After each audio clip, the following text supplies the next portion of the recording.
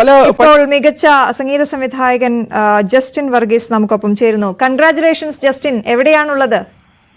Hello, thank you. ഞാനിപ്പോ ബോംബെയിലാണ്. ഇപ്പൊ നാട്ടിലോട്ട് വന്നുകൊണ്ടിരിക്കുകയാണ്. ഞാൻ ജസ്റ്റ് ഇങ്ങോട്ട് കേറാൻ നിൽക്കുക. ഓക്കെ, അപ്പോഴാണ് അവാർഡ് അറിഞ്ഞത്. അതെ അതെ. എന്താ ഫീൽ ചെയ്യുന്നത് ഇപ്പോ? പ്രതീക്ഷിച്ചിരുന്നോ?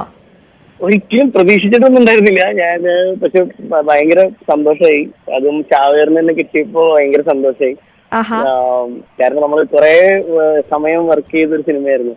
അപ്പം ആ സിനിമയ്ക്ക് തന്നെ അതിന്റെ പാട്ടിന് തന്നെ കിട്ടിയപ്പോ ഭയങ്കര സന്തോഷം.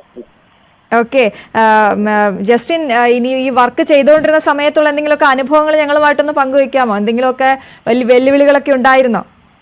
വെല്ലുവിളികൾ ശരിക്കും ഈ സിനിമയിൽ ഇങ്ങനെ ഒരു പാട്ട് പ്ലാൻ ഉണ്ടായിരുന്നില്ല. അപ്പൊ ഒരു സീനിൽ ഇങ്ങനെ സ്കോർ ചെയ്തുകൊണ്ടിരുന്നപ്പോ ഇങ്ങനെ 2-3 പ്രാവശ്യം ചെയ്തിട്ടും ഡയറക്ടർ ഹാപ്പി അല്ലാണ്ടിരുന്നപ്പോ ഇങ്ങനെ ഒരു ഐഡിയ ഞാൻ ഇങ്ങനെ ചോദിച്ചതാണ്, ഇങ്ങനെ ഒരു പാട്ടായിട്ട് ഈ സീൻ ട്രീറ്റ് ചെയ്താലോ എന്ന് വെച്ചാൽ ഈ സീൻ വരുന്ന ഈ സിനിമയിൽ ഈ പാട്ട് വരുന്ന സ്ഥലം അങ്ങനെ ഇതുമായിട്ട് ബന്ധപ്പെട്ട ഒരു സീനല്ല. അപ്പൊ വേറൊരു തരത്തിൽ അതിനെ ട്രീറ്റ് ചെയ്താലോ എന്നൊക്കെ ഡയറക്ടറായിട്ട് സംസാരിച്ചിട്ടാണ് ഇങ്ങനെ ഒരു പാട്ടിലോട്ട് വന്നത്.